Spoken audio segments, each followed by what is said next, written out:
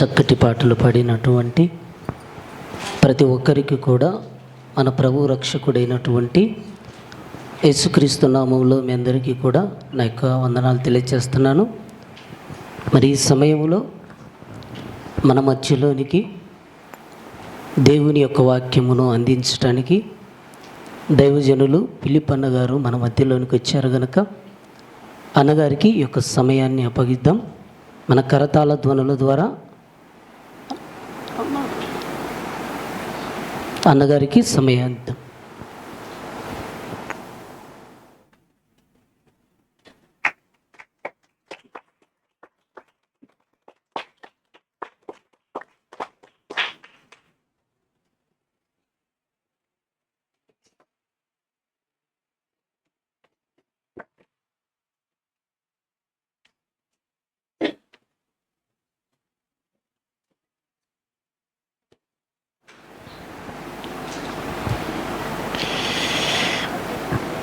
దేవుని నామానికి మహిమ కలుగును గాక.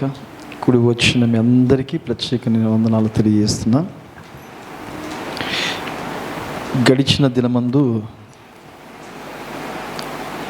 తమ్ముడు ఫోన్ చేసి అన్న ప్రార్థన ఉంది రమ్మన్నాడు, అంతే. ఎందుకు ఏమిటి అని మాత్రం అడగల, ఎందుకంటే ప్రార్థనకు రమ్మన్నాడు కాబట్టి వచ్చేసా. ఇక్కడికి వచ్చిన తర్వాత అడిగా ఏంటి సందర్భం అంటే, ఇప్పుడు అడిగా చర్చి ప్రతిష్ట వార్షికోత్సవం. వాస్తవానికి నేను మార్కాపురం నుంచి వస్తున్నాను, ఇప్పుడే ఇంటికి వచ్చాను, అంతే. ఇక్కడ పెట్టి వచ్చేసాను. ఏది ఏమైనా దేవునితో దేవుని సన్నిధిని అనుభవించడం అనేది దేవుడు మనకిచ్చిన గొప్ప భాగ్యం. దేవునికి స్తోత్రం చెప్పండి. హల్లెలూయా.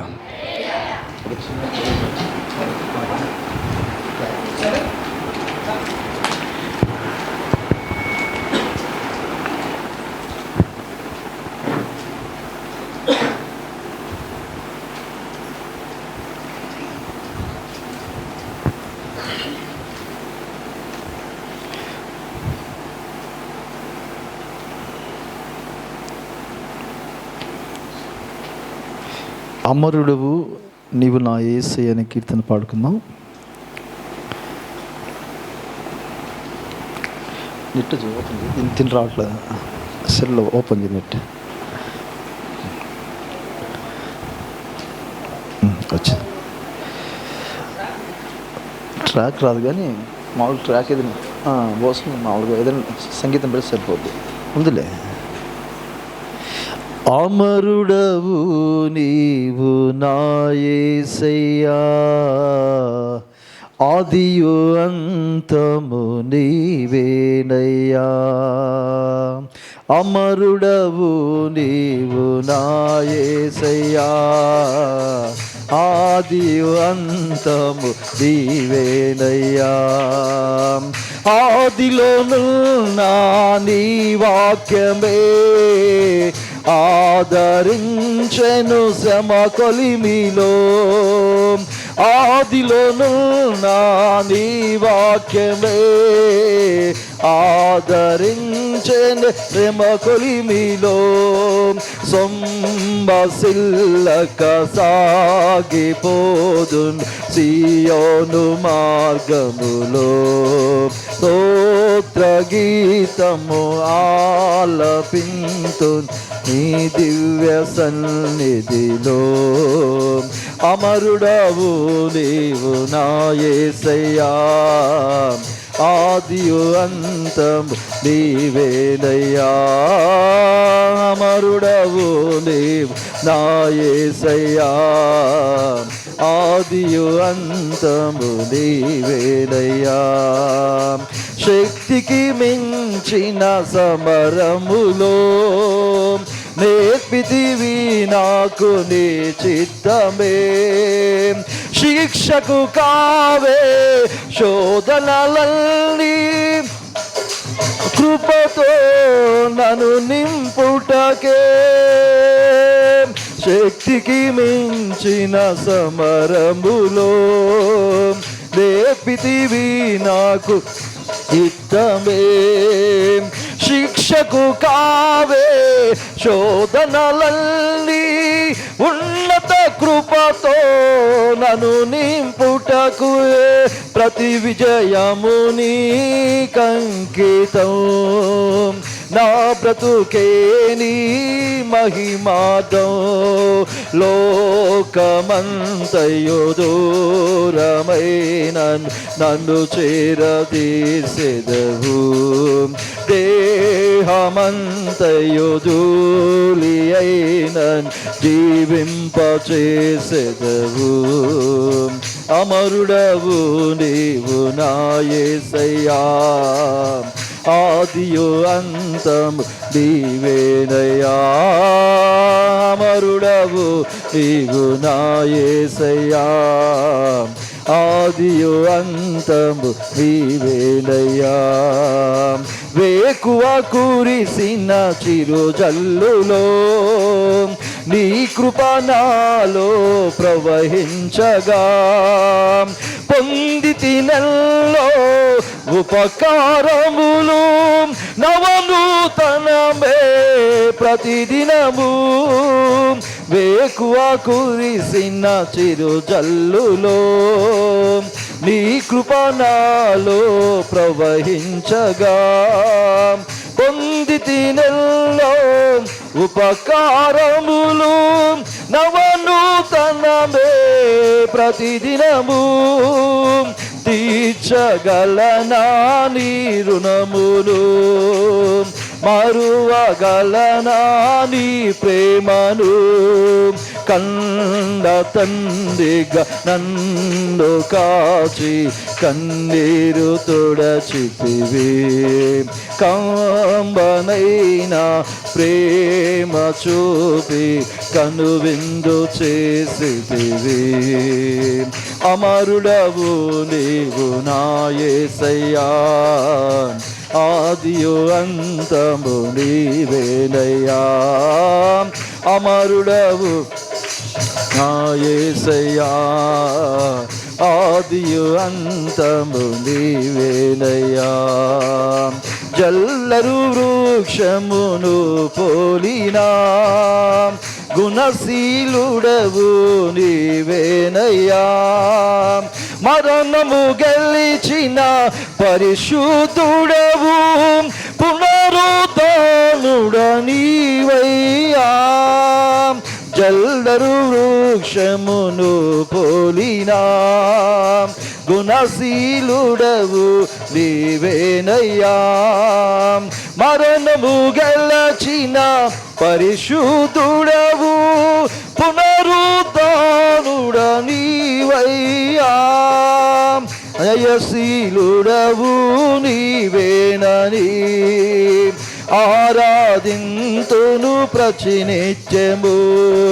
గుండె గుడిలో నిండినావు, నీకే ఆరాధన. ఆత్మదీపం వెలిగించినావు, నీకే ఆరాధన. అమరుడవు నీవు నా యేసయ్యా, ఆదియు అంతం నీవయ్యా. అమరుడవు నీవు నా యేసయ్యా, ఆదియు అంతము నీవేనయ్యా. ఆదిలోనున్న నీ వాక్యమే ఆదరించెను శ్రమ కొలిమిలో. ఆదిలోనున్న నీ వాక్యమే ఆదరించెను శ్రమ కొలిమిలో.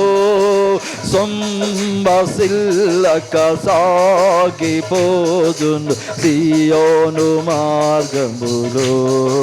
స్తోత్ర గీతము ఆలపింతును నీ దివ్య సన్నిధిలో. సొంబసిల్లక సాగిపోదును సియోను మార్గములో. ప్రభులో స్తోత్ర గీతము ఆలపింతున్ ఈ దివ్య సన్నిధిలో. అమరుడవు నీవు నా యేసయ్యా, ఆదియు అంతం నీవేనయ్యా. అమరుడవు నీవు నా యేసయ్యా, ఆదియు అంతం నీవేనయ్యా. Praise lord. చదవండి పరిశుద్ధ గ్రంథం నుండి 2వ దినవృత్తాంతముల గ్రంథం 7వ అధ్యాయము. 2వ దినవృత్తాంతముల గ్రంథం 7వ అధ్యాయము 12వ వచనం చదవండి కొన్ని మాటలు. అప్పుడు యెహోవా రాత్రియందు సొలొమోనుకు ప్రత్యక్షమై ఇలాగు సెలవిచ్చెను, నేను నీ విన్నపమును అంగీకరించి ఈ స్థలమును నాకు బలులు అర్పించు మందిరముగా కోరుకుంటుని, వాన కురియకుండా నేను ఆకాశమును మూసివేసినప్పుడే కానీ దేశమును నాశనము చేయుటకు మిడతలకు సెలవిచ్చినప్పుడే కానీ నా జనుల మీదికి తెగులు రప్పించినప్పుడే కానీ నా పేరు పెట్టబడిన నా జనులు తమ్ములు తాము తగ్గించుకొని ప్రార్థన చేసి నన్ను వెదకి తమ చెడు మార్గములన్నీ విడిచిన ఎడల ఆకాశము నుండి నేను వారి ప్రార్థనను విని వారి పాపములను క్షమించి వారి దేశమును స్వస్థపరచుదును. ఈ స్థలమందు చేయబడు ప్రార్థన మీద నా కనుదృష్టి నిలిచును, నా చెవులు దానిని ఆలకించును. తల వంచండి, ప్రార్థన చేస్తున్నాం. అందరూ కూడా ప్రార్థన చేయండి. దేవుడు ఈ రాత్రి మనందరినీ ప్రేమించినట్లుగా, దేవుడు ఈ రాత్రి మనందరినీ కూడా దర్శించినట్లుగా, దేవుడు ఈ రాత్రి తన వాక్కు చేత మనందరితో కూడా మాట్లాడినట్లుగా, దేవుడి రాత్రి మన జీవితంలో దేవుని మహిమను మనం చూచినట్లుగా మనం ప్రార్థన చేద్దాం. అందరూ కూడా ప్రార్థన చేయండి. పరిశుద్ధుడైన ప్రేమ కలిగిన తండ్రి, జీవాధిపతి, సర్వాధికారి, సర్వశక్తిమంతుడానికి స్తోత్రాలు. ఈ సమయంలో ఈ స్థలములో తండ్రి నీ బిడ్డలతో కలిసి ఇదిగో ప్రార్థన చేయటానికి సమయము, దినము, గడియను ప్రభా మీరు మాకిచ్చినందుకై తండ్రి మీకే వందనాలు, స్తోత్రాలు చెల్లిస్తున్నాం. ఇదిగో నీ దాసులు తమ్ముడు మోష కొరకు ప్రార్థన చేస్తున్నాం. నీ దాసుల కుమార్తెను కూడా దీవించినైనా వారికి ఇచ్చిన కుమారులందరిని బట్టి కూడా ప్రార్థన చేస్తున్నాం. ప్రేమించి వారికి అనుగ్రహించిన ఈ పరిచర్య కొరకై తండ్రి మీకు వందనాలు, స్తోత్రాలు చెల్లిస్తున్నాం. ఎన్నో ఆటంకాలు, ఎన్నో అభ్యంతరాలు, ఎన్నో శోధనలు, ఎన్నో పోరాటాల మధ్యలో తండ్రి, ఎన్నో సమస్యల మధ్యలో ఈ పరిచర్య జరిగిస్తున్నప్పుడు తండ్రి నీ సన్నిధిని వీళ్ళకు తోడుగా ఉంచినైనా ఇదిగో నేను శ్రమలో నేను అతనికి తోడై ఉండేదను, అతన్ని విడిపించి అతను గొప్ప చేసేదను, నా రక్షణ అతనికి చూపించేదను, దీర్ఘాయు చేత అతను తృప్తిపరిచేదను. వాగ్దానములోని వీళ్ళ పక్షంగా నిలిచి ఇదిగో నెరవేరుస్తూ నడిపిస్తున్నందుకై తండ్రి మీకు వందనాలు. ముందున్న దినాల్లో తండ్రి నీ చేతిలో ఒక సాధనములుగా తండ్రి వీళ్ళు వాడుకోమని ప్రార్థన చేస్తున్నాం. అకుల ప్రిస్కిల వలె తండ్రి వారు కలిసి పని చేయుచుండగా, కలిసి ప్రార్థన చేస్తుండగా, కలిసి నీ స్వార్థను ప్రకటిస్తుండగా తండ్రి అకుల ప్రిస్కిల ఇంట్లో దేవుని సంఘమునట్టుగా అనేక మంది ప్రజలతో ఈ స్థలము నింపబడినట్లుగా సంఘపు సరిహద్దులు కూడా యేసు నామములో విశాలపరచమని ప్రార్థన చేస్తున్నాము తండ్రి. వచ్చినటువంటి ప్రతి ఒక్క విశ్వాసులైన బిడ్డలందరి కోసం నేను ప్రార్థన చేస్తున్నాం. సంఘములో వారిని స్థిరపరచమని ప్రార్థన చేస్తున్నాం, వారిని సిద్ధపరచమని ప్రార్థన చేస్తున్నాం. నీ రాకడకై ఆయుత్తపరిచి నీ నామానికి సంపూర్ణంగా మహిమ తెచ్చుకోమని వాక్యం చేత, వాక్యము ద్వారా, వాక్య మూలముగా నాతో మాతో మా అందరితో కూడా మీరు మాట్లాడి మహిమ, ఘనత, ప్రభావాలు మీరు మాత్రమే పొందుకొనమని మా రక్షకుడు అయిన యేసుక్రీస్తు పరిశుద్ధ నామములో ప్రార్థించి అడిగి వేడుకొనుచున్నాను తండ్రి. ఆమేన్. దేవునికి మహిమ కలుగును గాక.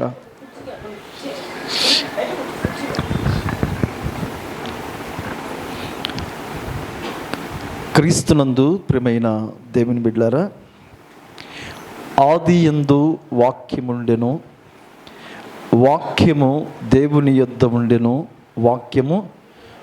వాక్యము దేవుడై ఉండెను. వాక్యము విలువైనది, వాక్యము శ్రేష్టమైనది, వాక్యము మధురమైనది. అట్టి వాక్యమును సాత్వికముతో మనము అంగీకరించాలి. వినుట వలన విశ్వాసము కలుగును, వినుట క్రీస్తును గురించిన మాట వల్ల కలుగును. కాబట్టి నీ విశ్వాసమే నిన్ను రక్షించను అని బైబిల్లో ఉంది. నీ విశ్వాసమే నిన్ను స్వస్థపరచను బైబిల్లో ఉంది. కాబట్టి విశ్వాసము అనేది చాలా ప్రాముఖ్యము నా ప్రియమైన బిడ్డలారా. కాబట్టి ఈ రాత్రి దేవుడే తన కృపచేత మీ అందరినీ కూడా ఈ స్థలానికి మీ అందరినీ కూడా ఆహ్వానించాడు. ఎందరూ దేవుని ఆత్మచేత నడిపించబడతారో వారందరూ కూడా దేవుని కుమారులై ఉందని బైబిల్ ఉంది. నా తండ్రి చేత ఆకర్షించబడిన వారందరూ కూడా నా యొద్దకు వస్తారని బైబిల్ ఉంది. కాబట్టి ఈ అనానుకూల పరిస్థితిలో కూడా మీరు రాగలిగారంటే దేవుడే మిమ్మల్ని తీసుకొచ్చి ఇక్కడ కూర్చోబెట్టాడు. దేవునికి స్తోత్రం చెప్పండి గట్టి హల్లెలూయా. కాబట్టి వచ్చిన మన అందరము కూడా మనసంతా దేని మీద పెట్టాలి తెలుసా? వాక్యం మీద పెట్టాలి.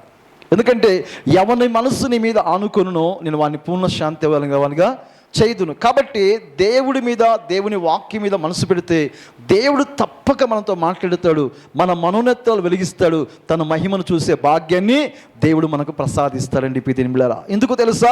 ప్రభు యొక్క రాకడ సమయంలో ఉన్నాం, ప్రభు వచ్చే ఆగమ దినాలు ఉన్నాం. ఎప్పుడు మన ప్రభు వస్తాడు, ఏ సమయంలో మన ప్రభు వస్తాడు, ఏ గడిలో మన ప్రభు వస్తాడు మనకు మాత్రం తెలియదు. కాబట్టి మీరు అనుకోని గడిలో ప్రభు వచ్చును గనుక మీరు ఎలా ఉన్నదో తెలుసా? మెలుకు కలిగి ప్రార్థనతో కనిపెట్టాలి. దేవునికి స్తోత్రం చెప్పండి గట్టి హల్లెలూయా. చూడండి ఒక్కసారి మరొకసారి 2వ దినవృత్తాంతముల గ్రంథం 7వ అధ్యాయము 12వ వచనం చదవండి.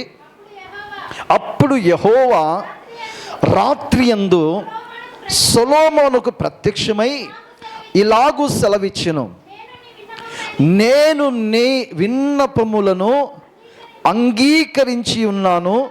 అందరు వినండి. ఈ స్థలమును నాకు బలులు అర్పించు మందిరముగా నేను కోరుకుంటుని అని బైబిల్లో ఉంది. చాలా జాగ్రత్తగా గమనించండి ప్రియదేని బిడ్డలారా. దేవుని మందిరము కట్టాలి అన్న ఆసక్తి, ఆలోచన ఎవరికి మొదటగా కలిగిందంటే ఇశ్రాయేలు దేశపు రాజు అయినటువంటి దావీదుకు కలిగింది. గమనించండి. ఎందుకంటే దేవుని మందసమైతే గుడారములు ఉంది, నేనైతే అంతఃపురంలో ఉన్నాను. కాబట్టి నా దేవుని కొరకు నేను ఏం చేయాలి తెలుసా? ఒక మందిరము కట్టాలని చెప్పి తన ఆలోచన వ్యక్తపరిచి దావీదు చేసిన పని తెలుసా? మందిరానికి ఏం కావాలి? ఒక స్థలము కావాలి. మందిరము కావాలి, ఏం కావాలి? ధనము కావాలి. మందిరానికి ఏం కావాలి? చెప్పండి, వెండి బంగారములు కావాలి, విస్తారమైనటువంటి తర్వాత చెప్పండి మందిరానికి కావాలి. ఏది అవసరమో సమస్తాన్ని సమకూర్చి పెట్టాడండి పేదని బిళ్ళారు. అంటే తన మనసులో, తన ఆలోచనలో దేవుని కొరకు ఏదైతే చెయ్యాలనుకున్నాడో సమస్తము చేయడానికి తను సిద్ధపడ్డాడండి పేదని బిడ్డలారా. దయచేసి నేను చెప్తున్నాను, మీ జీవితంలో, మన జీవితంలో కూడా దేవుని కొరకు దేవుడు ఏదైనా మిమ్మల్ని చెయ్యాలి అనుకుంటే మనం ఏం చేయాలి? చేయడానికి ఎప్పుడు కూడా పలకట్లే. చేయడానికి ఎప్పుడు కూడా మన చేతులు ఏదో అందరు మౌనంగా ఉన్నారు. వినండి జాగ్రత్తగా. ఎందుకు చెప్తున్నానంటే చేయటానికి దేవుడు నీకు సామర్థ్యం ఇచ్చినప్పుడు, చేయటానికి దేవుడు నీకు బలం ఇచ్చినప్పుడు, చేయడానికి దేవునికి అవకాశం ఇచ్చినప్పుడు నువ్వేం చేయాలి? చేయడానికి ఎప్పుడు కూడా నువ్వు ముందుగా ఉంటే దేవుని నువ్వు చూస్తూ ఉండాలి. గమనించండి, బైబిల్ చెబుతుంది, ఎవడు ముందుగా దిగుతాడో వాడు ఎట్టి వ్యాధి గలవాడైన వాడు బాగుపడతాడు. ఎందుకు ఈరోజు ఈ మాట చెప్తున్నట్టే మనకు తెలుసండి పిదిన్మిలారా. సీనాయి పర్వతం మీద, ఎక్కడండి? సీనాయి పర్వతం మీద మోషేతో మోషే వెళ్ళి దేవునితో మాట్లాడుతుంటే ఆ పర్వతం కింద ఉన్న ప్రజలు ఎవరు తెలుసా? ఇజ్రాయేలు ప్రజలు. వారు ఏం చేశారు? ఆ మోషే అనేవాడు ఏమైపోయానో, మా ముందు నడవడానికి మాకేం కావాలి? ఒక దేవత కావాలని కోరుకున్నారండి పిదిని బిళ్ళారా. ఎవరి దగ్గరకు వచ్చి? అహరోను దగ్గరకు వచ్చి. ఎందుకంటే ఇశ్రాయేలు ప్రజల యొక్క స్థితి, ఇశ్రాయేలు ప్రజల యొక్క పరిస్థితి ఎంత భయంకరమైన వ్యక్తులు అంటే దేవుడే సాక్ష్యం ఇచ్చాడు, వీరు లోబడనొల్లని తిరుగుబాటు చేయవాలని సాక్ష్యం చెప్పాడండి పిదిని బిళ్ళారా. చూడండి, ఐగుప్తు దేశ దేశంలో 430 సంవత్సరాలు శ్రమల్లో, బాధల్లో, కష్టాల్లో, కన్నీళ్ళ మధ్యలో, ఆపదల అవమానాల మధ్యలో నలిగిపోతున్న ఆ ప్రజలు దేవుని వైపు చూసి దేవుని పాదాలు పట్టుకొని దేవుని దగ్గర ప్రార్థన చేస్తే దేవుడు మోషేను పంపించి వారిని బయటికి తీసుకొచ్చారండి. దీని బిళ్ళారా, అరణ్యములు దేవుడు వారికి తోడై ఉన్నాడు. మోషే నాయకత్వం నడిపిస్తున్న పిదిని. అయితే సీనాయి పర్వతం దగ్గర దేవుడు మోషేని పిలిచాడు, నువ్వు పర్వతము ఎక్కిరమ్మన్నాడు. దేవునితో మాట్లాడడానికి వెళ్ళాడు మోషే నా పిదిని. మరి పర్వతం కింద ఎవరున్నారు చెప్పండి? పర్వతం కింద ఎవరున్నారు? ఇజ్రాయెల్గా దేవుని ప్రజలు ఉన్నారు నా పిదిని బిళ్ళారా. చూడండి, ఓపిక తక్కువ. ఎవరికండి? ఎవరికి చెప్పండి? దేవుని పిల్లలకి ఏం లేదంట, ఓపిక, ఓర్పు, సహనము, నిరీక్షణ చాలా తక్కువ ఉండి దీని బిళ్ళారు. చూడండి, మోషే దేవునితో పర్వతం మీద ఉన్నాడు, కింద ప్రజలు ఉన్నారు. ఈ ప్రజలందరూ కూడా ఏం ఆలోచన చేస్తా, మోషేని వాళ్ళు ఏమైపోయారో మాకు తెలియదు, మాకు ముందుగా నడవడానికి మాకు ఒక దేవతను చేయమని అహరోను దగ్గర వచ్చి ఒత్తిడి చేశారండి దీని బిళ్ళారా. ఎందుకంటే వారి మాట కాదంటే అహరోను ఏమవుతాడు? రాళ్ళతో కొట్టబడినా.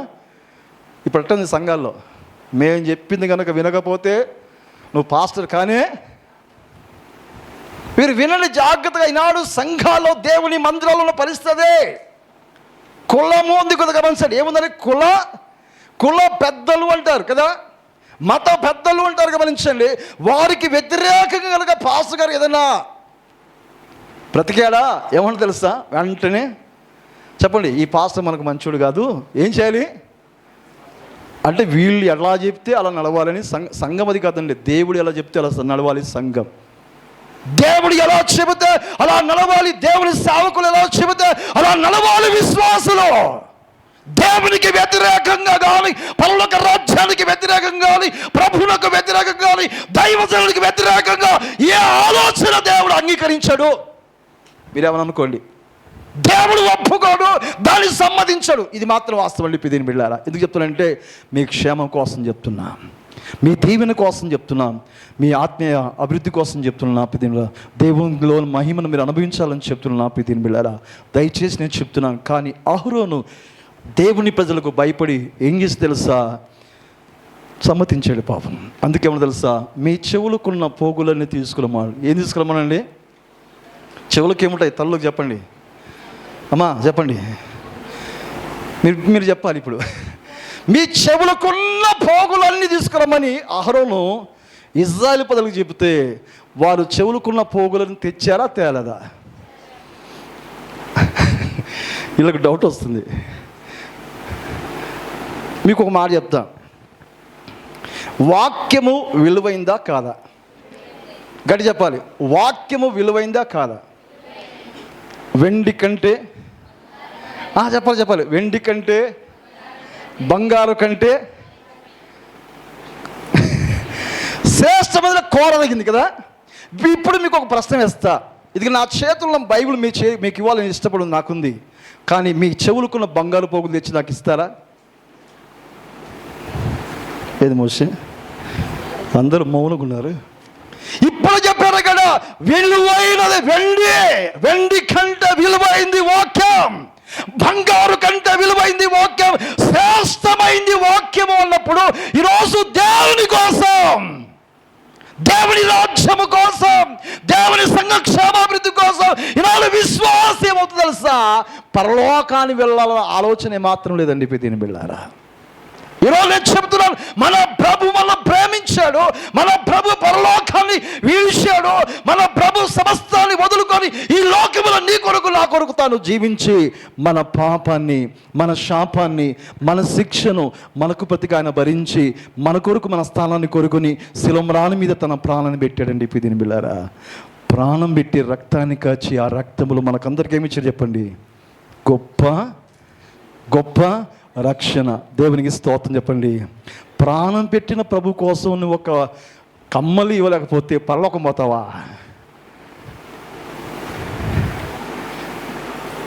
నాకేం చెప్పాలి మోసే? అసలు ఇక్కడికి వచ్చిందో తెలిసింది ఈ చర్చి ప్రతిష్ఠ వార్షికోత్సవం. ఎందుకు చెప్తుందో తెలుసా? మీకు ఒక మాట చెప్తున్న జాగ్రత్తగా చెప్పి దీని బిళ్ళారా. దేవుడు కావాలి, దేవుని రాజ్యము కావాలి, ఆ పరలోకము కావాలి అన్న ఆశ మనకు ఉందా లేదా? ఒక ధనవంతుడు ప్రభు దగ్గరకు వచ్చి అడిగాడు, నిత్య జీవానికి నిత్య రాజ్యానికి నేను వారసుడు కావాలంటే నేనేమి? వినండి జాగ్రత్తగా, నిత్య జీవానికి నిత్య రాజ్యానికి నేను వారసులను కావాలంటే నేను ఏం చేయాలని అడిగాడు, ప్రభుని అడిగాడు. ప్రభు అన్నాడు, ధర్మశాస్త్రం తెలుసా నాయన? ధర్మశాస్త్రం చదువుతున్నామంటే నాకు బాగా తెలుసు. ఎప్పటి నుంచి తెలుసు? బాల్యము నుండి. అంటే బాగా కంఠస్థం నేర్చుకున్నాడు పాపం. ఏం నేర్చుకున్నాడండి? చాలామంది వాక్యం బాగా, ఎంత బాగా అంటే పాస్టర్ గారు వాక్యం చెప్పకపోతే చెప్తారు కొందరు. అతి తెలివైన వాళ్ళు ఏమంటారంటే అతి తెలివి. ఎందుకంటే దైవజనుని ఎవరి కోసం ఏర్పాటు చేశాడు? మన కోసం ఏర్పాటు చేశాడు. దైవజనుని దగ్గరకు వచ్చి ఎందుకు వచ్చాడు? దేవుడు పంపించాడు కాబట్టి వచ్చాడు. ఏం చెప్పడానికి పంపించాడు? తన మదిలో ఏదైతే దేవుడు వాక్యం ఉంచాడు అది చెప్పడానికి వస్తే వీళ్ళు ముందే అన్న వాక్యం అక్కడ ఇలా ఉంది కదన్నా, ఇక్కడ అలా ఉంది కదని చెప్తున్నారు. ఎవరికి? నేనేమంటానంటే వీళ్ళు అజ్ఞానులు అంటాను, అతి తెలివి అంటారు. జాగ్రత్త నా పేదని. ఎందుకంటే దైవజనుని హృదయ అంతరంగంలో దేవుడు ఏ మాట పెట్టాడో ఆ మాట నీకు చెప్పడానికి దేవుడిని దగ్గర పంపించి నువ్వు తెలుసుకోగలిగితే నువ్వు ధన్యుడు అవుతావు. దేవునికి స్తోత్రం చెప్పండి గట్టిగా, హల్లెలూయా. కాబట్టి ఒక ధర్మశాస్త్రోపదేశం రాయబడింది, ఒక అధికారం రాయబడింది. గమనించండి, ప్రభు దగ్గరకు వచ్చి నిత్య జీవానికి వారసుడు అని అనుకుంటే నేనేం చేయాలంటే ధర్మశాస్త్రం ఉంది ఏమి రాయబడింది. నువ్వేం చెబుతున్నావంటే మొత్తం ఆజ్ఞ చెప్పేశాడు. నా ప్రీతి బిళ్ళారా, నువ్వు బాగానే చెప్పావు, మంచిదే. కానీ అయితే నీకు ఒకటి ఎన్నని చెప్పండి, అయితే నీకు ఒకటి కొదుగా ఉంది. ఏంటి ఆయన కలిగింది తెలుసా? ఏం కలిగి ఉన్నాడు? నీకు ఒకటి కొదుగా ఉంది. అదేం తెలుసా? నీ ఆస్తిని అమ్మి ఎవరికి పంచిపెట్టమన్నాడు? బీదలకు పంచిపెట్టమని చెప్పాడు. అక్కడ ఏమైనా తెలుసా? అతడు మిక్కిలి ధనవంతుడు గనక వ్యసనపడి వెళ్ళిపోయాడంట. అంటే ఏం కోల్పోయాడు చెప్పండి? ఏం కోల్పోయాడు? ధర్మశాస్త్రమును ఎరిగిన వాడు ఎప్పటి నుంచి బాల్యమును గమనించండి.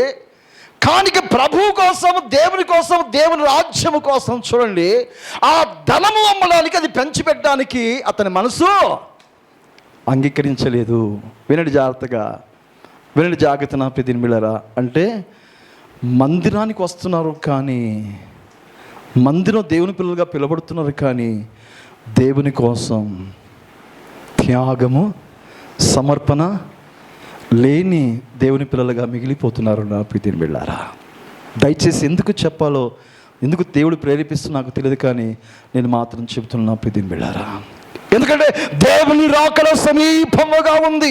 ప్రభు వచ్చే ఆగమ దినాలు బహు సమీపముగా ఉన్నాయి. కాబట్టి దేవుడు ఏదో నీ ద్వారా చేయాలని దేవుడు ఆలోచించి, చేయడానికి నువ్వు ప్రేరేపించి, చేయడానికి సామర్థ్యం ఇచ్చి, దేవునికి అవకాశం ఇస్తే నువ్వు చేయడానికి ఎప్పుడు కూడా వెనకంజా వేయకూడదు. నా ప్రియ బిడ్డలారా, ఎందుకంటే మనము చేయకపోతే ఎవరు చెప్పండి, మనం చేయకపోతే ఎవరు చేయలేండి ప్రియ బిడ్డలారా. అందుకే చూడండి, ధనమును బట్టి అతడు దేవునికి దూరం అయిపోయాడు, ధనమును బట్టి వాక్యానికి దూరం అయిపోయాడు, ధనమును బట్టి పరలోకానికే దూరం అయిపోయాడు, తన ధనాన్ని బట్టి దేవునికి శత్రుగా మారిపోయాడండి ప్రియ బిడ్డలారా.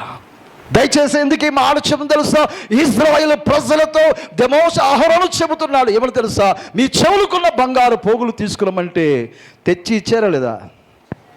తెచ్చి తీసుకొచ్చేస్తే అగ్ని వస్తే ఒక దూడ అయిపోయిందంట. ఎంతండి? మామూలు కాదు. ఇప్పుడు పండగ సీజన్లో బాగా, ఏ పండగ వద్దులండి, మైకులు ఉన్నాయేమో కదా. వినండి జాగ్రత్తగా గమనించండి. అంటే వ్యర్థమైన వాటి కొరకు, క్షయమైన వాటి కొరకు ఎందుకు ప్రయోజనం లేని వారికి ఎంత మనం ఖర్చు పెడతాము, కానీ దేవుని కోసం మాత్రం, దేవుని మహిమ కోసం మాత్రం, దేవుని రాజ్యం కోసము, దేవుని లక్ష్యము కోసము ఒక చెయ్యి అడుగు ముందుకు మనము వేయలేని దౌర్భాగ్యమైన పరిస్థితులు ఉంటున్నాము. నా ప్రియ బిడ్డలారా, కానీ దావీదు మాత్రం తన ఆలోచనలు ఉంది, దేవుని కోసం ఒక మందిరము పట్టాలంటే ఏం కావాలండి? మందిరానికి ఒక స్థలము కావాలి, సిద్ధం చేశాడు. రెండవది గమనించండి, వెండిని సిద్ధం చేశాడు, బంగారం సిద్ధం చేశాడు, ఇత్తడిని సిద్ధం చేశాడు, విలువైన దేవదారు జ్ఞానులను సమస్తాన్ని సిద్ధపరిచి మందిరాన్ని కట్టాలని ఆలోచన చేస్తూ మందిర పనిని ప్రారంభిస్తున్నప్పుడు ఎవరు కలుగజేస్తుంది తెలుసా? దేవుడు కలుగజేసుకొని, దావీదు నాయనా నువ్వు నా కొరకు మందిరము కట్టకూడదు. వినండి జాగ్రత్తగా. నా కొరకు నీవు మందిరము కట్టకూడదు. ఎందుకు తెలుసా?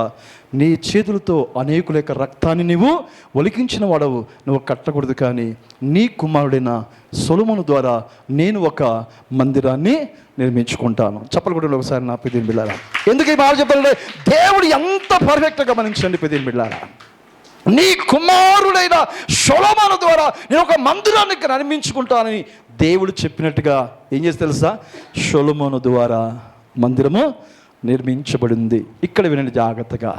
మందిరము నిర్మించబడిన తర్వాత ఏం జరిగిందో తెలుసా? అసలు ఆ ప్రతిష్ఠ పండుగ ఎంత ఘనంగా, ఎంత మహిమకరంగా తెలుసా? అక్కడ రాయబడింది. మొదటగా ఆ 7వ అధ్యాయం మొదటి వచనం చదవండి ఒక్కసారి. చూడండి, మొదట ఏం రాయబడింది ఇక్కడ? ప్రార్థన అనే పదాన్ని గుర్తుపెట్టుకోండి. 4వ వచనం చదవండి. అక్కడ జనులందరూ యెహోవా ఎదుట ఏమర్పించారు చెప్పండి?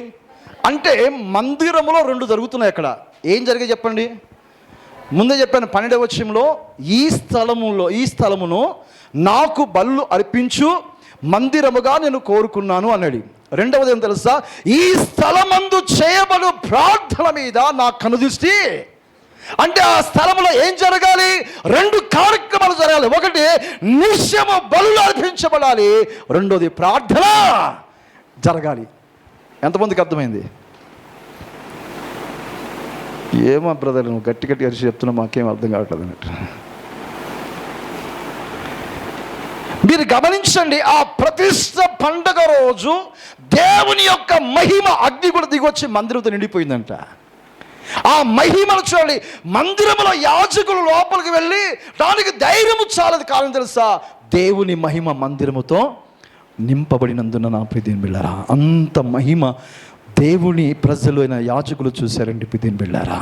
అందుకే ఆ పండుగను గొప్పగా వారు ప్రతిష్ఠ చేశారండి ప్రియమైన బిడ్డలారా. అయితే రాత్రి వేళ స్వప్నమందు దేవుడు ఎవరికి ప్రత్యక్షమయ్యాడండి? రాజైన సొలొమోనుకు ప్రత్యక్షమై, అసలు ఎందుకు మందిరాన్ని కట్టానో తెలుసా నాయన? అసలు ఎందుకు కట్టించానో తెలుసా? ఎందుకు కట్టించాలని అనుమతి ఇచ్చానో తెలుసా? ఈ మందిరములో ఈ 2 జరగాలి. కొద్ది నిమిషాలు ముగిస్తాను, నా టైం అయిపోయి వచ్చింది. జాగ్రత్త వినండి. అక్కడ ఏమంటారో తెలుసా? 12 వచ్చి అందరూ గమనించండి. మరొకసారి చదవమ్మా. అప్పుడు యెహోవా రాత్రియందు సొలొమోనుకు ప్రత్యక్షమై ఇలాగు సెలవిచ్చెను, నేను నీ విన్నపములను అంగీకరించి ఉన్నాను. చూడండి, ఈ స్థలమును నాకు బలులు అర్పించు మందిరముగా నేను కోరుకున్నాను. అంటే ఈ మందిరంలో ఏం జరగాలి? చెప్పాలి. ఇప్పుడు చదువుకున్న మాటను బట్టి మాట్లాడదాం. ఈ మందిరంలో ఏం జరగాలి? ఏం కనబడాలి? బలులు అర్పించబడాలని బైబిల్ రాయబడింది. మీకు ఒక మాట చెప్తాను జాగ్రత్తండి. ఈ స్థలములో బలులు అర్పించబడాలని బైబిల్లో ఉంది. పాత నిబంధన ప్రకారం, ధర్మశాస్త్ర ప్రకారం చూడండి, ప్రత్యేక మందిరము కట్టక ముందు ఏముంది తెలుసా? ప్రత్యక్ష గుడారం ఉండేది. గమనించండి, ప్రత్యక్ష గుడారములో 3 భాగాలు కనిపించేది. ఒకటి ఆవరణము, రెండవది పరిశుద్ధ స్థలము, మూడవది అతి పరిశుద్ధ స్థలము. గమనించండి, అంటే ఆవరణము, పరిశుద్ధ స్థలము, అతి పరిశుద్ధ స్థలం. అయితే ఆవరణంలో ఏం జరుగుతుందో తెలుసా? గమనించండి, ఆవరణం ఉన్నదంటే ఇత్తడి గంగాళం ఉంటుంది. రెండవది ఏం జరుగుతుందో తెలుసా? ఈ వైపు బలిపీఠం ఉంటుంది. వినండి జాగ్రత్తగా. ఆ ఆరంభంలో ఇత్తడి గంగాళం ఉంటుంది, ఇక్కడేమో బలిపీఠం ఉంటుంది. గమనించండి. ఇక్కడ ఎందుకు ఈ మాట చెప్తున్నానంటే, ప్రత్యక్ష గుడారానికి వచ్చే ప్రతి వారు వినండి జాగ్రత్తగా, వచ్చేటప్పుడు ఏం తీసుకురావాలి? ఏం తీసుకురావాలి? ఏదైనా తీసుకుని రావాలా? ఖాళీగా రావాలన్నా? ఖచ్చితంగా తీసుకురావాలి. ఏంటో తెలుసా? వారి సామర్థ్యాన్ని బట్టి గొర్రె పిల్లైనా, తర్వాత పావురపు ఏదో ఒకటి తీసుకొని ఖచ్చితంగా మాత్రం ప్రత్యక్ష గుడారము దగ్గర తీసుకురావాలి. అది ఎందుకు తీసుకురావాలంటే మన పాపములకు ప్రక్షాళన జరగాలి. అక్కడ గుర్తుపెట్టుకోండి. అందుకే హెబ్రీ 9:2 వచనం చదవండి. హెబ్రీ 9:2 వచనం తొందరగా. హెబ్రీ 9:2 వచనం.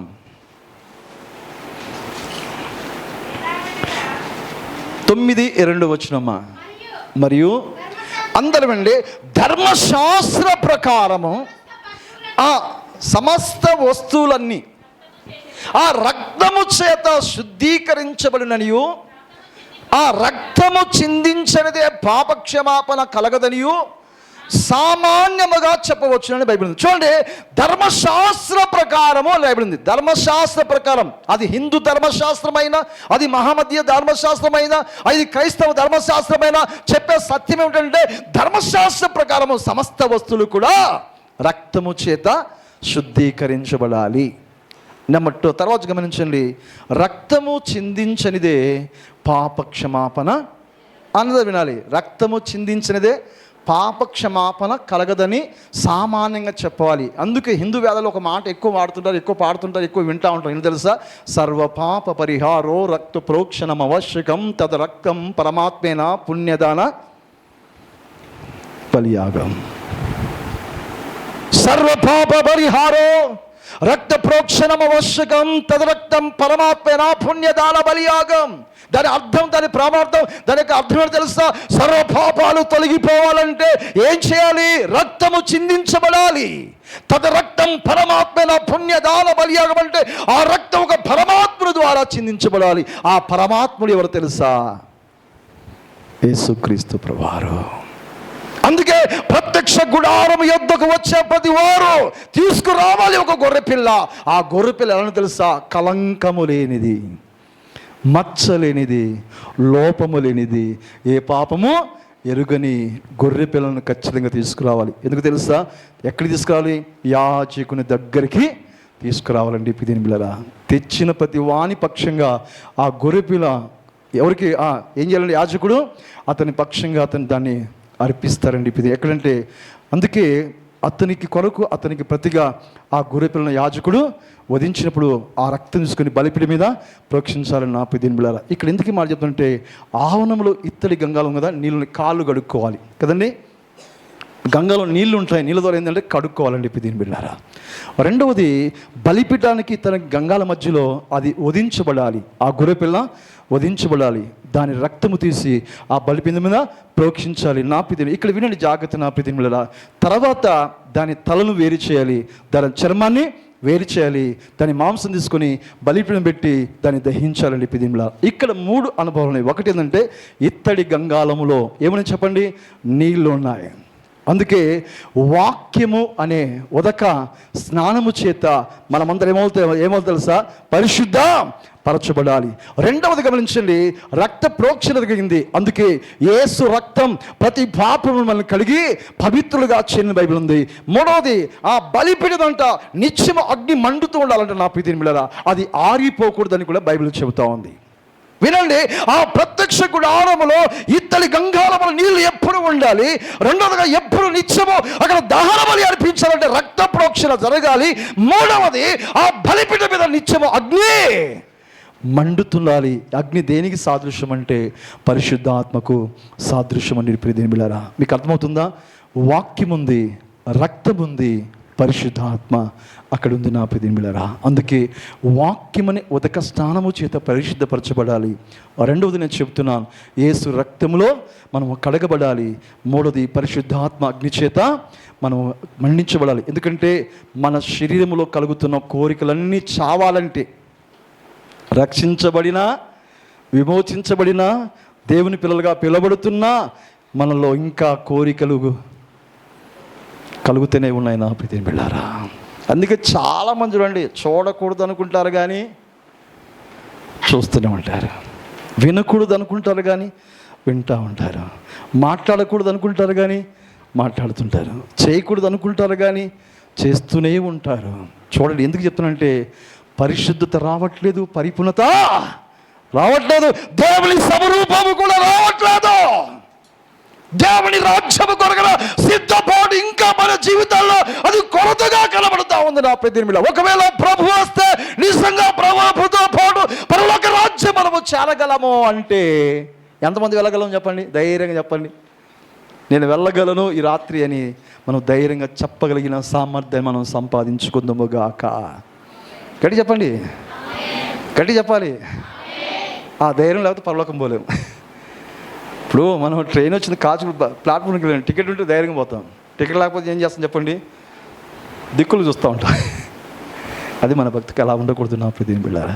దయచేసి నేను చెబుతున్నాను. అందుకే సొలొమోను కట్టించిన ఆ మందిరం యొక్క ప్రాముఖ్యత గురించి దేవుడు సొలొమోనుతో మాట్లాడుతూ, ఈ స్థలంలో ఏం జరగాలి తెలుసా? ఈ స్థలమును నాకు బలులు, అంటే బలులు దేనికోసం అండి చెప్పండి? దేనికోసం? ఇప్పుడు క్రైస్తవులు ఇంకా చేస్తున్నారు. నూతన గృహం కట్టేటప్పుడు ఏం చేస్తారు చెప్పండి? ఇంకా ఆచారాలు చెప్పండి. దాల్బందరు నిలబెడుతున్నారన్నా, వచ్చి ప్రార్థన చేసిపోనని ఏం చేస్తారు కదా? మనం ముందు ప్రార్థన చేస్తే వాళ్ళు చేసే పనులు చేస్తున్నారు. మీరు వినండి, ఎందుకు చెప్తున్నారు జాగ్రత్తగా గమనించండి. ఆ స్థలములో రక్తము నిత్యముగా చిందించబడాలి. ఆ రక్తము దేనికి సాదృశ్యం తెలుసా? యేసు ప్రభు యొక్క గొర్రెపిల్ల యొక్క రక్తమునకు సాదృశ్యం. అంటే ఆ రక్తము దేనికోసం తెలుసా? అక్కడ రాయబడి ఉంది, ధర్మశాస్త్ర ప్రకారము సమస్త వస్తువులు రక్తము చేత శుద్ధీకరించబడాలి. రక్తము చిందించకపోతే ఏమీ లేదంట. అదండి మన పాప క్షమాపణ కొరకు అక్కడ ఏం చిందించబడాలంట? రక్తము చిందించబడాలి. అందుకే ఓజు దేశమందు ఒక భక్తుడు ఉన్నాడు. ఎవరండి? వెరీ గుడ్, యోబు. ఎలాంటి వాడు? యథార్థవంతుడు, న్యాయవంతుడు, దేవుని యందు భయభక్తులు కలిగిన వాడు, తర్వాత చెడుతనాన్ని విసర్జించిన వాడు. ఎంత మంచివాడు! దేవుడు మీ అందరిని దీవించునుగాక. వినండి జాగ్రత్తగా. న్యాయవంతుడు, యథార్థవంతుడు, దేవుని యందు భయభక్తులు కలిగిన వాడు, చెడుతనాన్ని, ఇప్పుడు చెప్పండి, చెడుతనాన్ని విసర్జించాడు. చెడుతనాన్ని విసర్జించాలండి, అది గొప్పతనం. ఈరోజు మనం విసర్జించగలమా? చాలా కష్టం అయిపోతుంది పాపం. చూడండి, నేను చెబుతున్న మాట గమనించండి. యోబు చెడుతనమును విసర్జించాలండి. ఇప్పుడు బిడ్డలారా, 7 మంది కుమారులు, 3 కుమార్తెలు, విస్తారమైన దీవెన, విస్తారమైన సంపద కలిగి మంచి పేరు కలిగిన వ్యక్తి ఎవరంటే యోబు అండి. ఇప్పుడు బిడ్డలారా, కానీ యోబు చూడండి, ఒక శిష్టాన్ని, ఒక క్రమం తన ఇంట్లో ఉందండి. ఇప్పుడు బిడ్డలారా, తన సహోదరులు భోజనాన్ని కూర్చుంటే వారితో కలిసి ఎవరు వచ్చేవారు చెప్పండి? తన సహోదరులందరూ కలిసి భోజనం అయిన పిమ్మట యోబు ఒక పని చేసేవాడు. ఏంటి చెప్పండి?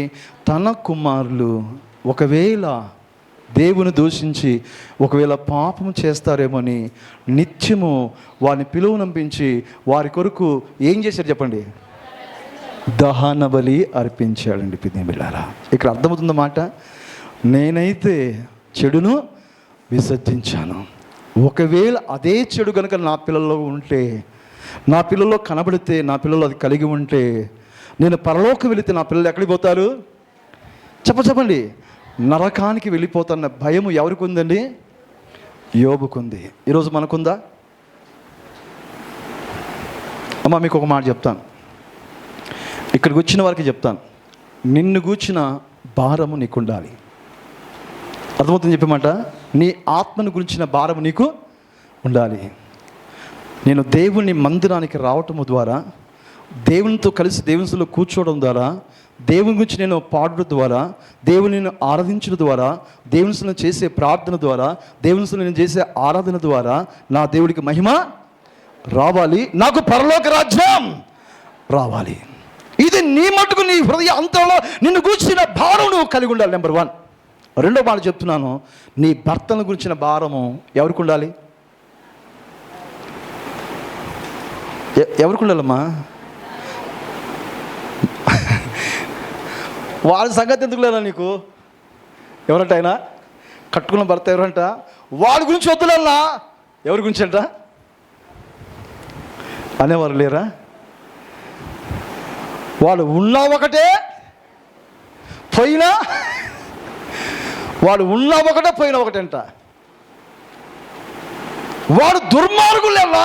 అన్నీ మనమే. మనం నీతిమంతులైన పరిశుద్ధులైనప్పుడు పరలోక రాజ్య వారసు మంది అయినట్టు, పరలోకం అంతా మంది అయినట్టు మనం మాట్లాడుతుంటామండి. వాళ్ళని అడగండి. వాళ్ళని అడిగ కనుక పాస్టర్ గారు అడిగి, మా అక్క అక్కడ పోయింది అడిగితే ఆమె పేరు అసలు ఎత్తాకంటాడు. ఎందుకని? ఆమె గుడికి వచ్చిన ఒకటే, నేను రాకపోయినా ఒకటే. వినండి జాగ్రత్త నా ప్రజలు. అందుకే దేవుని సన్నిధికి వచ్చిన మనందరి జీవితంలో వ్యక్తిగతంగా మన ఆత్మను కూర్చున్న భారం మనము కలిగి ఉండాలి. రెండవదిగా కుటుంబ యజమానుని గురించి, లేక కుటుంబ యజమానురాలు గురించిన భారం మన జీవితంలో మనం కలిగి ఉండాలి. బైబిల్ చెప్తున్న మాట తెలుసా? కొరింథీయులకు రాసిన మొదటి పత్రిక 7:14 చదవండి. తొందర చదవాలి, ముగిస్తాను. కొరింథీయులకు రాసిన మొదటి పత్రిక 7:14 అందరు వినండి. అవిశ్వాసి అయిన భర్త అంటే భార్యను బట్టి పరిశుద్ధపరచబడి అంటే విశ్వాసైన భార్యను బట్టి. తర్వాత చదమా. ఇక్కడ అవిశ్వాసురాలైన భార్య విశ్వాసైన భర్తను బట్టి పరిశుద్ధపరచబడును, లేని యెల్లా మీ పిల్లలు అపవిత్రులైపోతారంట. పిల్లలు చెడిపోవడానికి కారణం ఎవరు ఇప్పుడు చెప్పండి? కారణం ఎవరండి? వినండి జాగ్రత్తగా. పిల్లలు చెడిపోవడానికి ఎవరో కారణం కాదండి. మొదటి కారణం మనమే, మన ఇంటి వాతావరణమే. నా ప్రీతిని వెళ్ళారా? అందుకే ఇల్లు ఎలా ఉండాలి? దేవుని ఆలయముగా మార్చుకోవాలండి. ప్రీతిని వెళ్ళారా? మనకు తెలుసండి, మరియా యేసయ్య రాగానే యేసయ్య పాద దగ్గర కూర్చుందండి. ప్రీతిని వెళ్ళారా? యేసయ్య ముఖాన్ని చూస్తుంది, యేసయ్య స్వరాన్ని వినగలిగింది. అందుకే శ్రేష్టమైన సాక్షిని సంపాదించుకుంది. మరియా ఉత్తమమైన దాన్ని ఎన్నుకునేను, అది ఆమె యొద్ద నుంచి తీసివేయబడదని ఒక గొప్ప సాక్ష్యాన్ని సంపాదించుకుందండి. అందుకే విశ్వాసైన భార్య అవిశ్వాసైన భర్తను చెప్పండి రాబట్టుకొనవచ్చునా రాబట్టుకోలేమా? చెప్పండి ముగిస్తాను. చెప్పండి ముగిస్తాను. రాబట్టవచ్చునా రాబట్టుకోలేమా? రాబట్టుకొనవచ్చని బైబిల్ చెప్తుంది. భార్య గురించి ప్రభు చెప్తున్నాడు. విశ్వాసైన భర్త అవిశ్వాసైన భార్యను రాబట్టుకోవచ్చు, లేక మార్చుకోవచ్చు.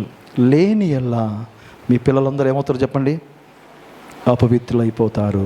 ఈరోజు ఎందుకు మాట చెప్తుంటే, మన పిల్లలు అపవిత్రులైపోవడానికి కారణం ఎవరంటే మనమే కారణమవుతాము. నా ప్రీతిని బిడ్డలారా, అందుకే చెప్తున్నా, కుటుంబంలో భార్య రక్షించబడితే భర్త ఒకవేళ రక్షించబడకపోతే రక్షణ మార్గం నడిపించవలసిన బాధ్యత దేవుడు ఆమెకు భుజాన మీద పెట్టాడండి. ప్రీతిని బిడ్డలారా, ఒకవేళ భర్త రక్షించబడి భార్య రక్షించబడకపోతే ఆమెను దేవుని వైపు నడిపించే బాధ్యత ఎవరి భుజం మీద పెట్టండి?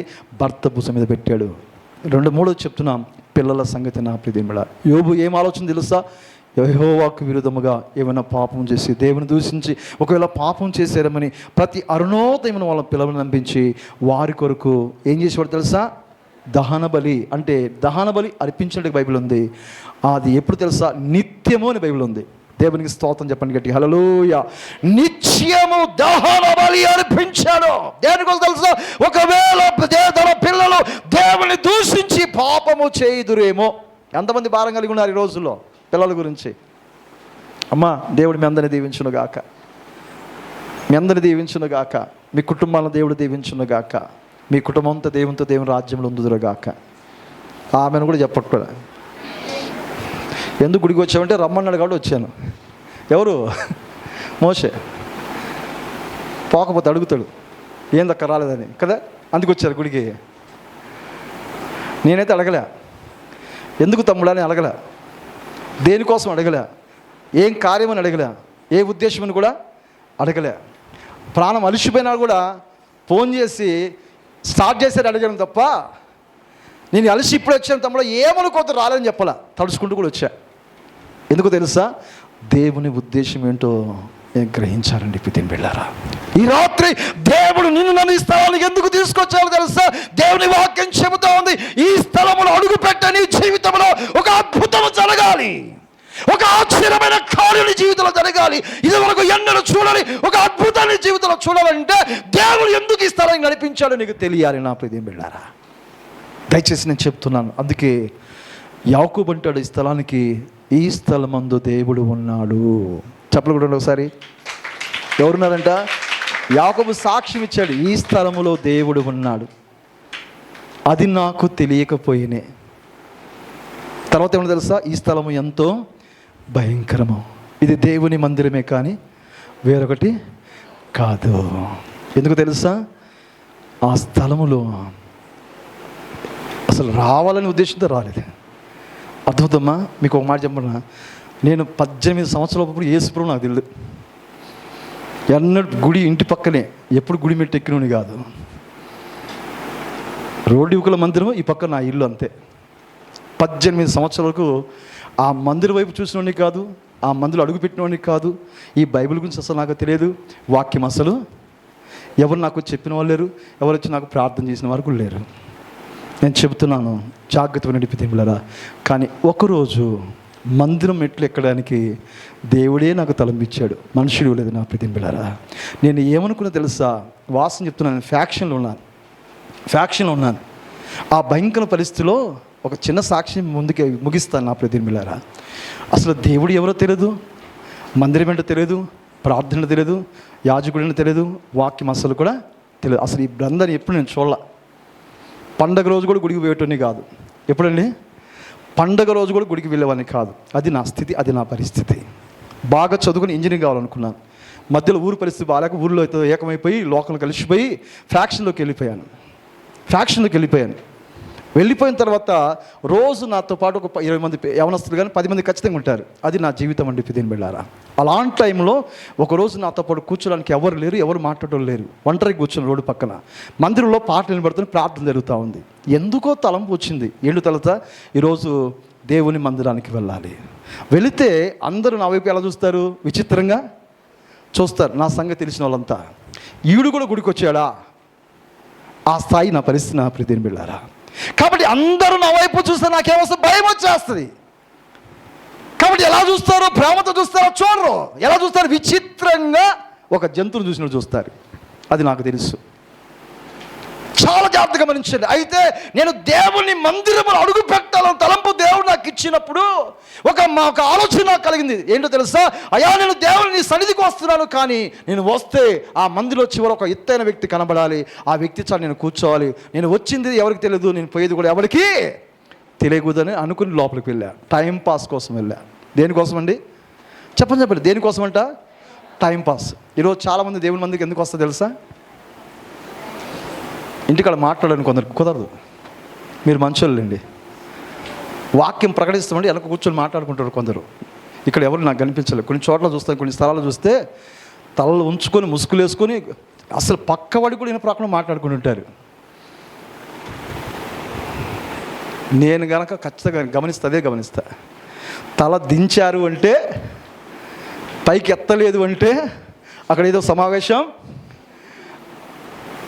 ఏదో జరుగుతుందన్నది నాకు అర్థమైపోద్ది. ఇక్కడ ఎందుకు చెప్తున్నానంటే, ఒక సమయాన్ని వృధా చేయడానికి, దేవుడు ఇచ్చిన సమయాన్ని నేను పాడు చేయడానికి మాత్రం దేవుని మందిరాన్ని కలుగు పెడితే దేవుడు తన వాక్యం ద్వారా మాట్లాడడం ప్రారంభించాడు. ఏమన్నా తెలుసా, లోక స్నేహము దేవునితో వైరమని మీరు ఎరగరా. లోకముతో స్నేహం చేయగోరు వాడు దేవునికి శత్రు అని బైబిల్ ఉంది నా పిదిని బిళ్ళారా. ఆ ఒక్క వాక్యమే నా జీవితాన్ని మార్చివేసిందండి పిదిని బిళ్ళారా. ఇంతకాలం నేను లోకముతో స్నేహము చేస్తున్నానంటే నేను ఎవరికి శత్రును? దేవునికి శత్రును. లోకములో ఉన్నదంతా ఇప్పుడు చెప్పండి, శరీరాశ, నేత్రాశ, జీవపుడ్డమము, ఇవి తండ్రి వలన కలిగినవి కావు, ఇవి అపవాది సంబంధువే. శరీరాశ అనగా అర్థం ఏంటో తెలుసా? శరీరాశ అంటే ఏమి తిందుమా, ఏమి త్రాగుదుమా, ఏమి ధరించుకుందుమా. చూడండి, ఏమి తిందుమా, తిండికిచ్చిన ప్రాముఖ్యత దేవుడికి వాళ్ళది రాడు మనుషులు నా ప్రతిని వెళ్ళారా. తిండికిచ్చిన సమయము దేవుడు మనుషునికి దేవునికి ఇవ్వలేకపోతున్నాను నా ప్రతిని వెళ్ళారా. త్రాగడానికి ఇచ్చిన సమయం దేవుడికి ఇవ్వలేకపోతున్న మనుషులు నా ప్రతిని వెళ్ళారా. చూడండి, ఏమి ధరించుకుందామా, ఏమి ధరించుకోవాలని క్రైస్తవులు, సినిమా యాక్టర్ కూడా పనికి రావట్లేదు ఈ రోజుల్లో. ఎవరు పనికి రావట్లేదు చెప్పండి? సినిమా యాక్టర్లు కూడా సరిపోట్ల. ఎవరి ముందు? దేవుని పిల్లల ముందు నా ప్రియని వెళ్ళారా. అందుకే ప్రకటన గ్రంథం అంటాడు, యెజబెలును ఉండనిచ్చుచున్నావు అన్నాడు. ఎక్కడ? దేవుని సంఘములో. యెజబెలు ఈరోజు సంఘములో కలబడుతూ ఉంది. యెజబెలు ఆత్మ ఈరోజు సంఘాన్ని బలహీనపరుస్తూ ఉంది నా ప్రియని వెళ్ళారా. యెజబెలు ఆత్మ తెలుసా, రాజును నువ్వు కూర్చో, నేను పెత్తనం చేస్తా. అందుకే ఇంట్లో కుటుంబాలు చూడండి, స్త్రీలు ఏం చేస్తా చెప్పాలని, చాలా మీరు మంచోళ్ళండి. అధికారం ఎవరి చేతులు ఉంది? మన చేతులు ఉంది, అయ్యగారి చేతులు ఉంది? చెప్పండి చెప్పండి. అయ్యగారు చెప్పినట్టు అమ్మగారు వింటున్నారా, అమ్మగారు చెప్పినట్టు అయ్యగారు వింటున్నారా? జాగ్రత్త జాగ్రత్త, ఇది యెజబెల్ స్పిరిట్ అంతే. చూడండి, యెజబెల్ యొక్క స్వభావం తెలుసా? ముఖానికి రంగు వేసుకుందంట. ఏంటండి యెజబెల్ ఏం వేసుకుందంట ముఖానికి? ఈరోజు దేవుని పిల్లలు కూడా ఏం చేస్తారు చెప్పండి? మ్యాచింగ్ అంట. ఏంటండి? ఏ డ్రెస్ వేసుకుంటే అదే రంగు ముఖాన్ని కొట్టుకుంటున్నారు దరిద్రంగా. ఇది ఎక్కడ కనబడుతుంటే అన్యుల మధ్యలో కంటే దేవుని సంఘములోనే కనబడుతుంది. జాగ్రత్త నా ప్రియమైన బిడ్డలారా. ఈరోజు నేను చెబుతున్నాను, అలంకరణలు ప్రోత్సహించింది యెజబెల్ నా ప్రియమైన బిడ్డలారా. మూడోది చెప్పనా? ఈ చెప్పడానికి సమయం కాదండి, నేను చెప్తున్నాను. నన్ను చాలామంది అడిగారు, అన్న తలకు రంగు వేసుకోవచ్చు కదా అన్నారు.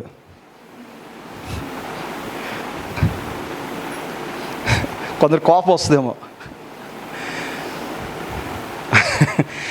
ఎవరిని పెళ్ళి వేసుకుంటే పోలే, వాడికి పిల్లల్ని ఇవ్వరేమో, ముసలిని ఇవ్వరేమో, వేసుకుని పోలే అనుకోవచ్చు. ఇప్పుడు ఎవరు వేసుకుంటారు? నాకన్నా పెద్దోళ్ళు. నన్ను చాలామంది, నేను ట్రైన్లో కానీ బస్సులో ప్రయాణం చేస్తే పెద్ద ఆయన పక్కన పోతారు నన్ను. ఎవరు? చిన్నోళ్ళు కాదు, 60 ఏళ్ళు. నా వయసు ఏం తెలుసా? 52 సంవత్సరాలు. 65, 75 సంవత్సరాల వాళ్ళు కూడా పెద్ద ఆయన పక్కన అంటే వాళ్ళు అర్థం తెలుసా? రంగు వేసుకోవాలి అంతే. చూడు, అర్థం చేసుకోండి. వాక్యానికి విరుద్ధమైన, పరలోక రాజ్యానికి వ్యతిరేకమైన ఏది కూడా మన జీవితంలో కనిపించకూడదు. ఇది దేవుడు ఒప్పుకోడు. బైబిల్ ఉంది, సొగసైన కిరీటం, నెరసిన వెంట్రుకను. చెప్పండి దేవుడు మీకు అందరికి వచ్చును గాక. చాలా తిట్టుకుంటారేమో. దేవుడు మీ అందరి దీవించును గాక. దేవుడు తెలుపు చేస్తే ఎవడు నలుపు చేయలేడు. ప్రియమైన బిడ్డలారా, ఎందుకు మడతామంటే అలంకరణ విషయంలో చాలా జాగ్రత్తగా ఉండండి. దయచేసి నేను చెప్తున్నాను, నీ భక్తి పాడుకోకూడదు, నీ విశ్వాసం పాడుకోకూడదు, నీకు నా ఆత్మీయత పాడుకోకుండా చూసుకోవాల్సిన పరిస్థితి దేవుడు మన మీద పెట్టాడు. చూడండి, యెజబెల్కున్న స్పిరిట్ ఏంటో తెలుసు నా ప్రియమైన బిడ్డలారా? జారత్వము చేయనట్లుగా ప్రోత్సహించినట్టుగా బైబిల్లో ఉంది. అలంకరించుకున్నవారు ఖచ్చితంగా పాపము చేయడానికి అవకాశం ఉంది. అందం, మోసకరము, సౌందర్యం వ్యర్థము, యెహోవా యందు భయభక్తులు వారి శ్రీ కొనియాడబడిన బైబిల్ ఉంది నా ప్రియమైన. దయచేసి నేను చెబుతున్నాను, చాలా జాగ్రత్తగా ఉంచండి. జారత్వము చేయనట్లుగా ప్రోత్సహించిన వ్యక్తులు అంటే యెజబెల్ అండి ప్రియమైన. తర్వాత ఇంకొక విషయం చెప్తాను, జాగ్రత్తనండి. విగ్రహములకు బలిచ్చిన వాటిని తిన్నట్లుగా తన ప్రజలకు తాను నేర్పిందండి ప్రియమైన. ఈ దీని గురించి చెప్పలేదు, చాలా టైం పడుతుంది, కానీ నేను షార్ట్ కట్లో ముగిస్తున్నా ప్రియమైన.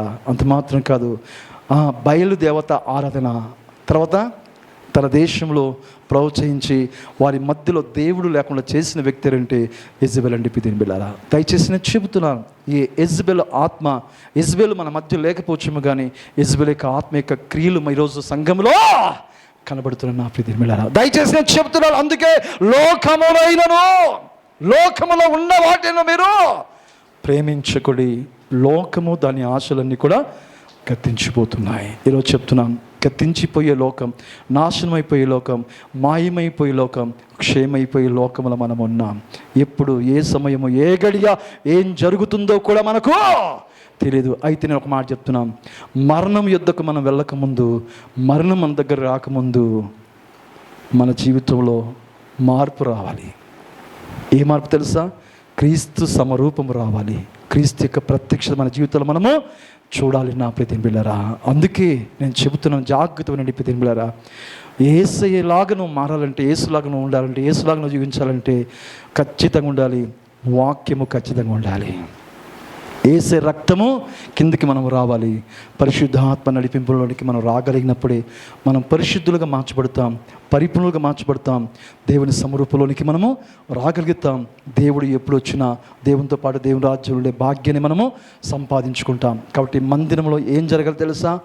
నిత్యము బలులు అర్పించబడితే అక్కడ ఏం జరగాలి తెలుసా? రక్తము చిందించబడితే అక్కడ నిత్యం తెలుసా? పాప క్షమాపణ కలగాలండి ప్రియమైన.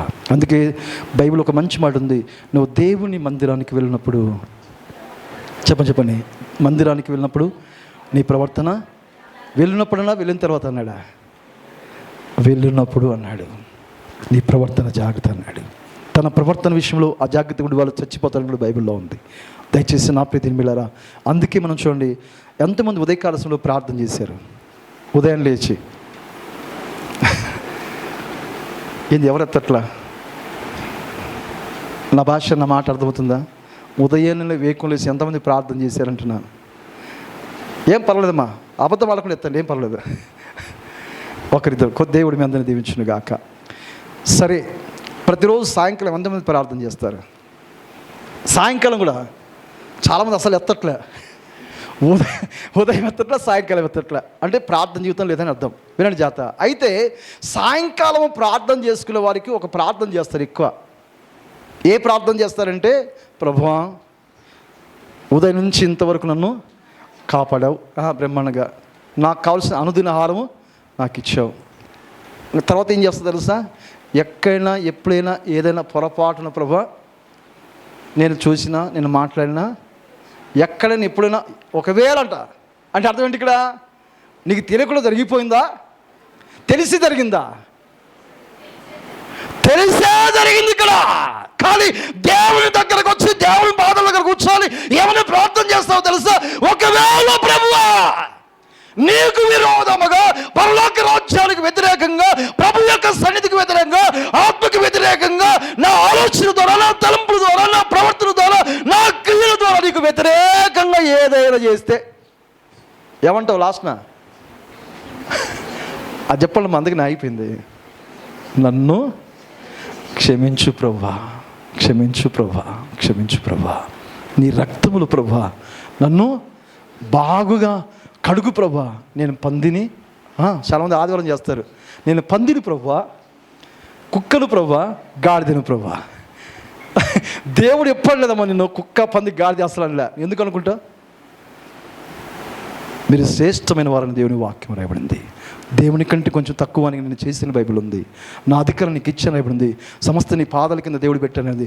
దేవదూతలకు తీర్పు తెచ్చే అధికారం దేవుడు నీకు ఇచ్చిన. దేవుడు అంత ఆధిక్యనిస్తే నేను పందిని ప్రభువా అంటే అర్థమైంది, ఇంకా బురదలోనే ఉన్నామని అర్థం. చాలా జాగ్రత్తగా గమనించాలి. ఎందుకు ఈ మాట చెప్తున్నానంటే, సాయంకాలం రాగానే ఖచ్చితంగా ఈ ప్రార్థన మనం చేస్తాం. ఎందుకు తెలుసా? ఎందుకు చేస్తాం చెప్పండి? ఎందుకు చేస్తారు ఎక్కువ ప్రార్థన? రేపు ఉంటాను, రేపటికి ఉంటాను, ఉండను. ఒకరు ఈ ప్రార్థన చేస్తే, దేవుడు ప్రేమించి క్షమిస్తే నేను ఎక్కడ ఉంటాను? ఎంత స్వార్థం, ఎంత కపటము, ఎంత నటన. జాగ్రత్త నా ప్రీతిని వెళ్ళారా. ఆయన చూచుచున్న దేవుడండి, సమస్తం ఎరిగినవాడండి. మనిషిని ఎరిగినవాడు, మనిషిని ఆంతర్యమును ఎరిగినవాడు. ఆయనకు మరుగైనది, రహస్యమైంది ఏది కూడా లేదు. దావీదంటాడు, నేను కూర్చుంటా, నేను లేచుట, నేను నడుచుట, నేను పడుకుంటా, సమస్తం నీకు. అందుకంటాడు చివరికి ఒక మాట అంటాడు, నీకు ఆయుష్కరమైన జీవితము నా ఇందునదేమో పరీక్షించు ప్రభువా, నేను యథార్థవంతుడై ఉన్నాడు. చెప్పలు కూడా ఒకసారి నా ప్రతిభ. అందుకే చెప్తున్నా, మనలో దేవునికి వ్యతిరేకమైనది, దేవునికి విరోధమైనది, అది పాపమైన, అది లోపమైన, అది దోషమైన, అది అపరాధమైన కనుక ఉంటే మన కొరకు ఏం అర్పించబడాలి?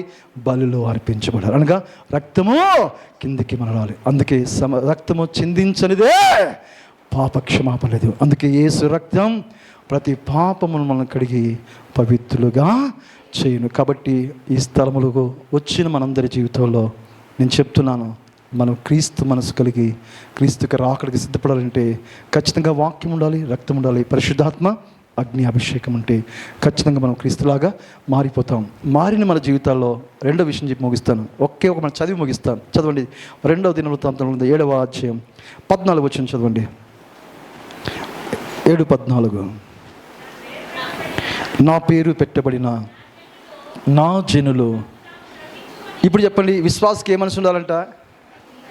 చెప్పండి, కడగబడిన, కొనబడిన, విమోచించబడిన, దేవుని సొత్తైన, రాజుల యాజక సమూహమైన దేవుని పిల్లలకు ఏమి ఉండాలంట? నా పేరు పెట్టబడిన జనులు తమను తాము. ఇక్కడ రాజుబరు వాడికి ఏమైనా తక్కువ, ఆమెకేమైనా తక్కువ, అంతే ఎక్కువే. అందరూ ఎక్కడికి? నరకానికే. మన ప్రభు తను తగ్గించుకున్నాడు, రిక్తుడిగా మారిపోయాడు, శిష్యుల పాదాలు కడిగాడండి. ఇప్పుడు వెళ్ళారా? నా పేరు పెట్టమన్న నా జనులు ఏముండాలంట? తను తాను తగ్గించుకోవాలి. తర్వాత చదమ్మా, ఏం చేయాలి ఇప్పుడు చెప్పండి? ప్రార్థన. ప్రార్థన అనగా అర్థం చెప్పండి, ముగిస్తాను. దేవునితో మాట్లాడాం. అసలు దేవునితో ఇప్పుడు నేను ఎందుకు అడిగానంటే, ఉదయం ప్రార్థన చేసుకున్నారా, సాయంకాలం ప్రార్థన చేసుకున్నానంటే చూడండి, చాలామంది అసలు చేతులు ఎత్తలేదంటే దేవునితో మాట్లాడడానికి దేవునికి అవకాశం ఇచ్చినందుకు దేవునితో మాట్లాడలేకపోతున్నామంటే దేవుని కోసం రాజ్యం ఇస్తాడా? ఆయన రాజ్యంలో ఉంటావా? ప్రభు చూడండి, భూమి మీద ఉన్నప్పుడు పగలంతా ప్రజల మధ్యలో ఉండేవాడు, రాత్రి రాగానే తండ్రి అయిన దేవునితో గడిపాడండి. దీన్ని వెళ్ళారా ఈరోజు విశ్వాసి లక్షణం. అందుకే ఈ స్థలమందు చేయబడు ప్రార్థన మీద నా కను చూస్తే, అందుకే నా పేరు పెట్టబడిన జనులు తమను తాము తగ్గించుకొని తమ చెడు మార్గములన్నీ, అది లోపం లేకుండా, పాపం లేకుండా, దోషం లేక, అపరాధం లేకుండా చూసుకోవాలండి. దీన్ని వెళ్ళారు. తర్వాత చూడమ్మా, చెడు మార్గం విడిచి, అది ఎక్కడి నుంచి వింటాడంట? ఆకాశం నుంచి. ఆకాశం నా సింహాసనము, ఆ సింహాసనం నా ప్రార్థన విని అది వారి పాపములు క్షమించి వారి దేశమును స్వస్థపరిచెదను. చెప్పలు ఒకసారి. ఎందుకు ప్రార్థన చేయాలో తెలుసా? అక్కడ 12వ వచనంలో 3 మాటలు పెట్టాడు. ఒకటి, ఆ 12వ వచనం చదవండి, మీకు అర్థమవుతుంది. అప్పుడు యెహోవా అందరు విని మాట ప్రత్యక్షమై ఇలాగు సెలవిచ్చెను,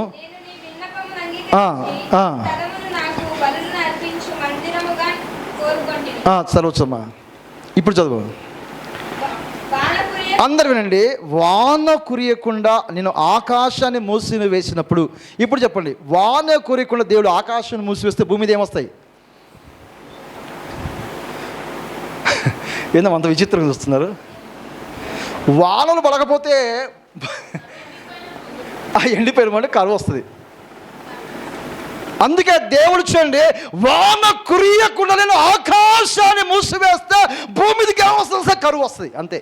అనగా కరువు వచ్చినప్పుడే అర్థం